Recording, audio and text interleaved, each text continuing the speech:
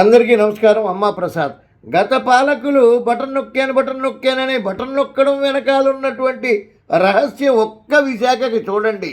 ITI college 273 కోట్లు, circuit house 81, polytechnic college 359, dairy farm 309, RNB quarters 91, రైతు బజార్ కూడా వదలలేదు 90 కోట్లు, పోలీస్ క్వార్టర్స్ 215, పీడబ్ల్యూడి 79, సీతమ్మ దార తహసీల్దార్ ఆఫీస్ 34, ఈ బంగ్లా 203 కోట్లు, సెరికల్చర్ 47, అంగవికలర్కు ట్రైనింగ్ ఇచ్చే సెంటర్ కూడా 157 కోట్లు.